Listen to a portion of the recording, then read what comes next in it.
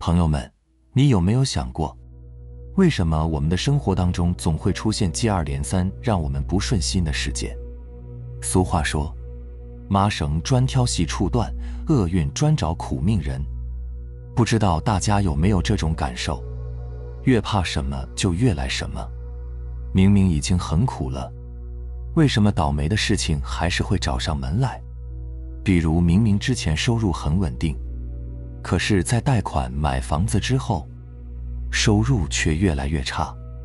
再比如经历了一段不太好的感情经历后，之后的感情也都不太顺利，这是为什么呢？接下来的内容很重要，认真听。我问大家一句话，大家感受一下，我负债了和我是一个负债的人有什么区别？我离异了和我是一个离异的人有什么区别？我的个子有点低和我是一个矮子有什么区别？大家感受一下，我心情不好和我是一个经常有情绪波动的人有什么区别？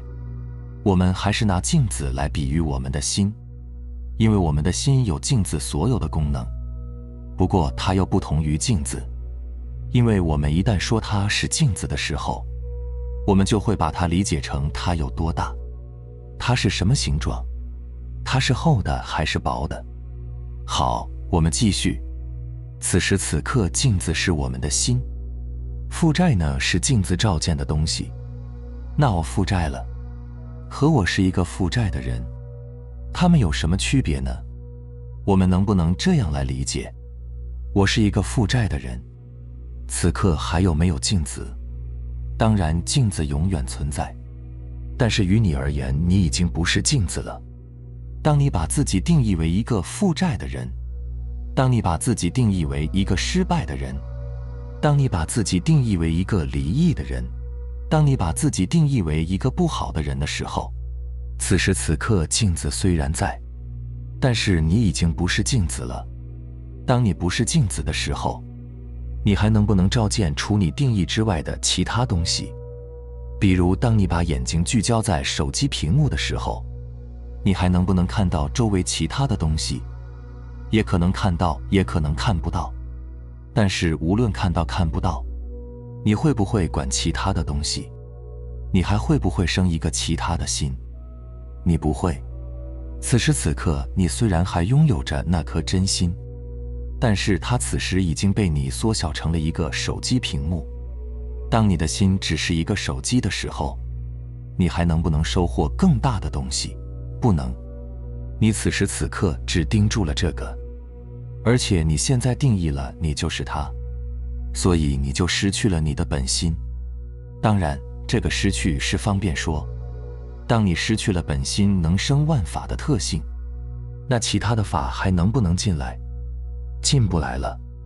所以我们为什么会屋漏偏逢连夜雨？我们为什么在自己的生命当中总是重复上演着同样的事件？因为你一直怀的就是这一颗心。正所谓相由心生，境随心转。你内心的一念一动都决定着你所看到的外部世界。你怀着什么样的一颗心，你身边的世界就一定是什么样的。当心随境转时，苦和乐都由外面的人事物决定，而当境随心转的时候，你可以永远保持平静喜乐，并且改变自己的命运。相信第一次听到这些的朋友会觉得不可思议，玄而又玄，但这就是事实啊！而且在我们的生活当中天天发生。举个例子，你有没有这样的经历？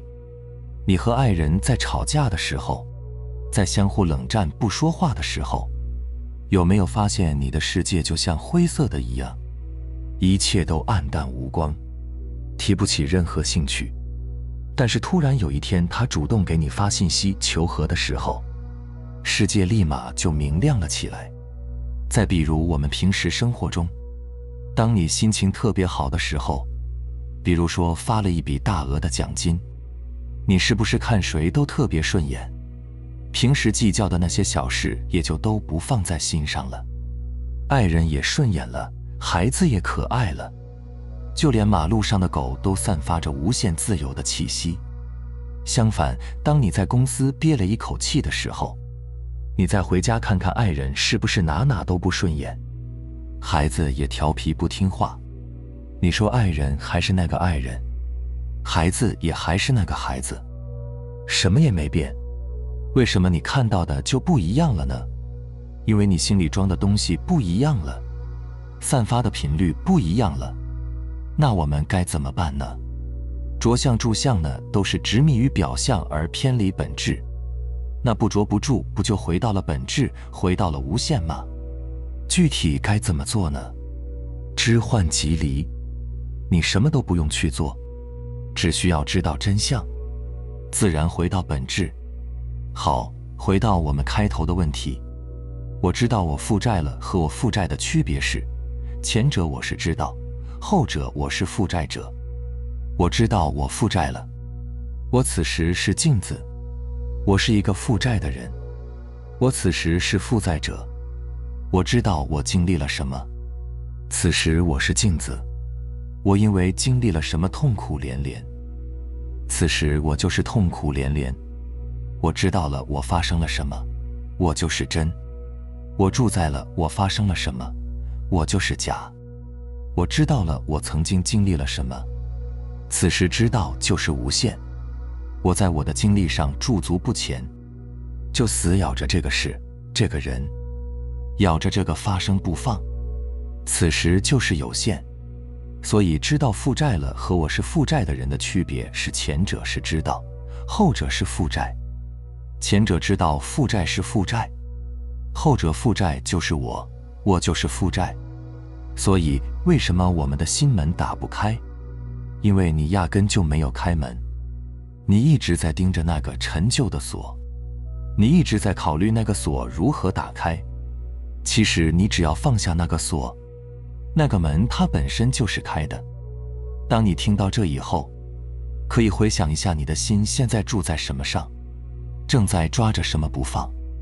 大家可以假设一下，你现在心里没有任何要抓取的东西了，然后感觉一下，如果你心里抓取的那个东西不容易放的话，可以试着先感受你的呼吸，感受空气在你体内的进出，感受空气经过你鼻腔进入体内的感觉，然后再感受它从体内流出的感觉。